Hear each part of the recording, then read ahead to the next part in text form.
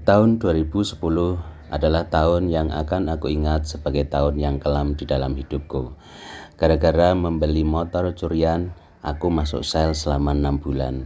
Namun di dalam sel yang sempit itu, aku berkenalan dengan Pak Darto, seorang anggota DPRD yang terlebih dulu berada di sana karena kasus korupsi. Satu malam aku mendapatkan perlakuan istimewa dari Pak Darto, dan akhirnya keterusan hingga aku keluar. Inilah kisahku dan Pak Darto. Ini menjadi pengalamanku dan semoga menjadi pelajaran bagi kalian semua. Kalau membeli motor, ditelusuri dulu motor itu dari siapa. Jangan asal murah, kemudian kita tergiur untuk membelinya. Seperti kisahku, aku ikut terseret kasus pencurian motor dan aku dianggap sebagai penadah. Singkat cerita, karena terbukti dengan barang bukti motor yang aku beli itu, aku diganjar masuk bui selama 6 bulan. Kehidupanku yang semula adem ayem bersama istri, seketika berubah total. Semua teman menjauh. Saat itu, aku merasa seorang diri hidup di dunia ini. Maka dimulailah kehidupanku di dalam sel. Istriku beberapa kali dalam seminggu mengunjungiku, membawakan bekal makan siang. Namun lambat laun ia menjadi jarang berkunjung. Ketika kutanya, ia sekarang bekerja di pabrik garmen sehingga tak punya waktu untuk berkunjung. Lengkap sudah kesendirianku, hanya aku sekarang dan Pak Darto. Seorang pria kalem yang ternyata punya kehidupan mewah di luar sana. Ia adalah anggota DPRD di Kota Kudus yang terjerat kasus korupsi. Tidak heran mengapa ia bisa menempati sel sendirian. Karena yang ku tahu, satu sel biasanya diisi banyak orang. Jika akhirnya aku berada satu sel dengan Pak Darto, itu juga karena permintaan orang kaya ini agar aku ditempatkan bersamanya. Kata orang-orang yang berada di sana, aku beruntung. Entahlah, tapi memang aku diperlakukan dengan sangat baik. Setiap ada kiriman dari keluarganya, aku ikut menikmatinya. Pak Darto ini memang terkesan kalem dan menjaga jarak dengan penghuni yang lain. Dan tentu saja para penjaga di sana juga agak sungkan kepada Pak Darto. Begitulah, jika kau punya uang, dimanapun kau berada pasti akan dihargai. 2 minggu berada di sana, Pak Darto sudah mulai akrab denganku.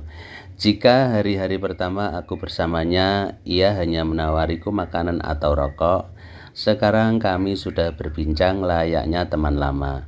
Kukira Pak Darto ini orangnya pendiam, ternyata ia suka bercanda juga.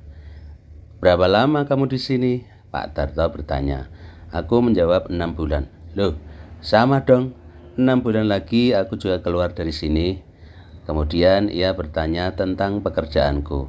Aku menjawab pengangguran, cuma jualan motor-motor second.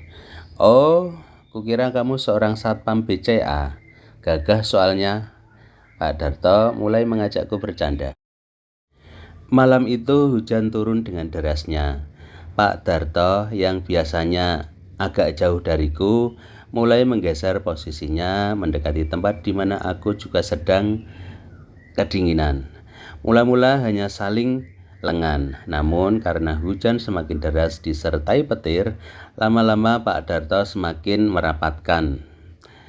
Dan selanjutnya kau sudah bisa menduga apa yang terjadi kan? Dua pria sama-sama menginginkan sesuatu yang telah lama tidak didapatkan.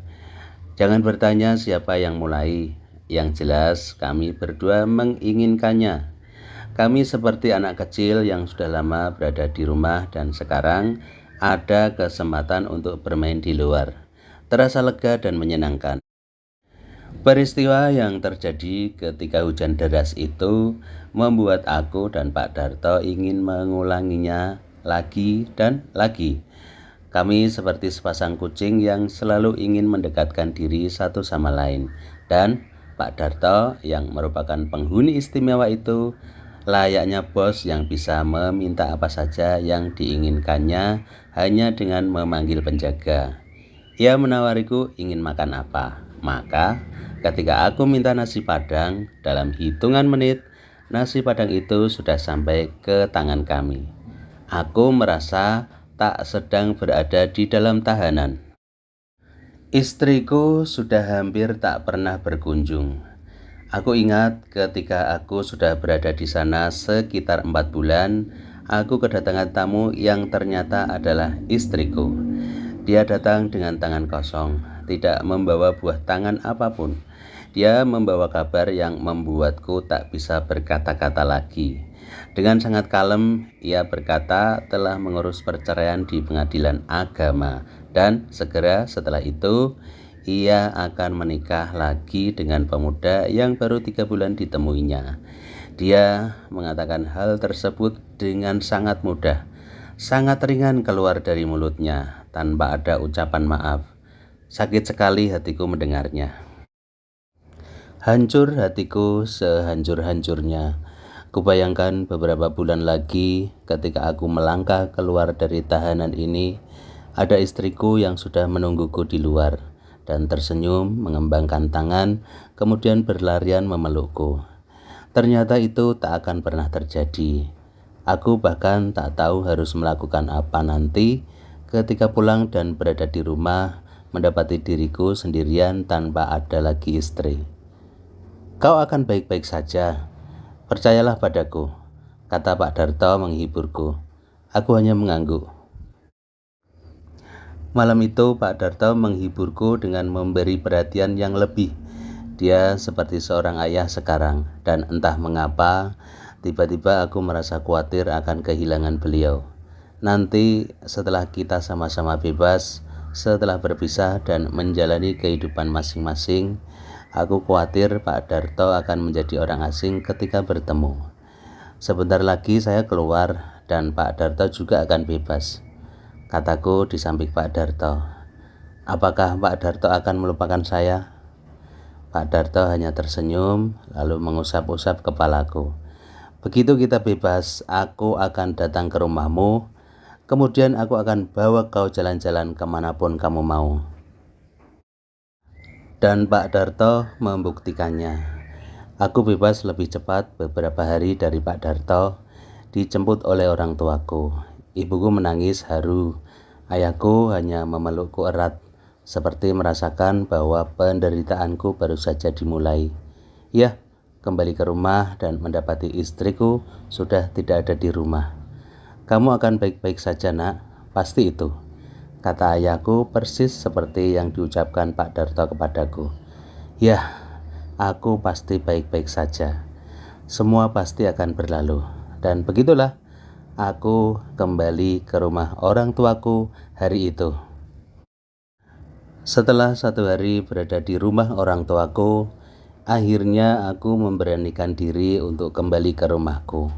Rumah yang aku bangun dengan susah payah demi memenuhi keinginan istriku agar bisa hidup mandiri tanpa ada campur tangan dari orang tua. Jaraknya lumayan jauh dari rumah orang tuaku. Dengan motor, aku akan sampai di sana kira-kira 1 jam. Berangkat pagi-pagi sekali, sampai di sana rumahku tampak tidak terawat. Rumput-rumput memenuhi halaman, debu-debu tebal menghiasi dinding tembok yang dicat putih.